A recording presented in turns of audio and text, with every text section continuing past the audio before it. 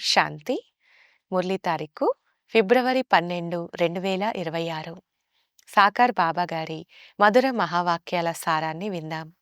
బాబా చెప్తున్నారు, మధురమైన పిల్లలారా, ఇది కయామత్ సమయము. రావణుడు అందరినీ శ్మశానగ్రస్తం చేసేశాడు. అమృత వర్షం కురిపించి తన వెంట తీసుకెళ్లేందుకు తండ్రి వచ్చారు. ప్రశ్న: శివ్ బాబాను భోలా భండారి అని కూడా అంటారు. ఎందుకు? జవాబు: శివ భోలానాథుడు వచ్చి వేశ్యలను, అహల్యలను, కుబ్జలను కూడా కళ్యాణం చేసి వారిని విశ్వానికి యజమానులుగా తయారు చేస్తారు. వారు వచ్చేది పతిత ప్రపంచంలో, పతిత శరీరంలో. అనగా భోలా అంటే అమాయకుడే కదా.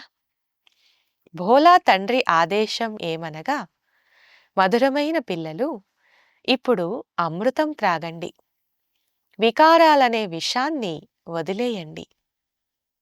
పాట: దూరదేశంలో నివసించే ఓ తండ్రి క్రిందకు దిగిరా.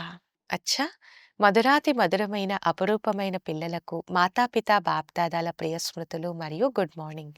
ఆత్మిక పిల్లలకు ఆత్మిక తండ్రి నమస్తే. పిల్లలందరి తరపున ఆత్మిక తండ్రికి గుడ్ మార్నింగ్ మరియు నమస్తే. ధారణ కొరకు ముఖ్య సారం.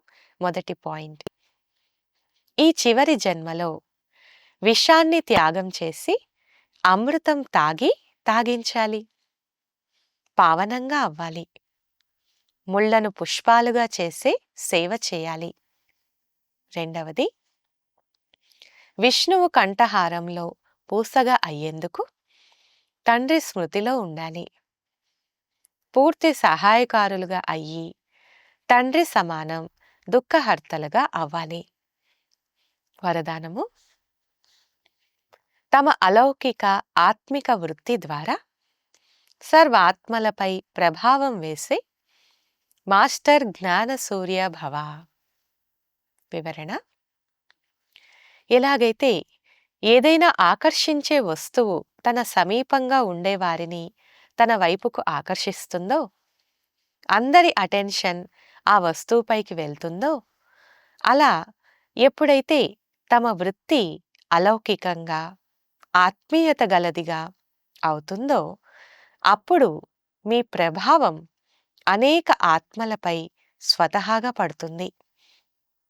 అలౌకిక వృత్తి అనగా భిన్నమైన మరియు ప్రియమైన స్థితి. స్వతహాగానే అనేక ఆత్మలను ఆకర్షిస్తుంది.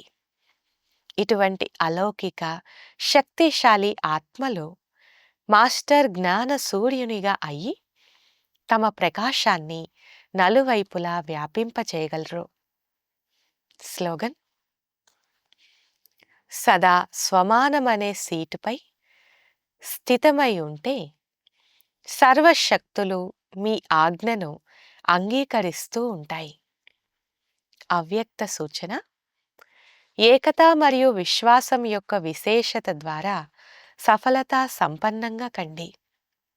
ఈరోజుటి పాయింట్: జ్ఞానులుగా అవ్వడంతో పాటు స్నేహిలుగా అవ్వండి. స్వయం యొక్క సేవయే విశ్వ సేవకు ఆధారం. సేవలో కేవలం 2 మాటలు గుర్తుపెట్టుకోవాలి.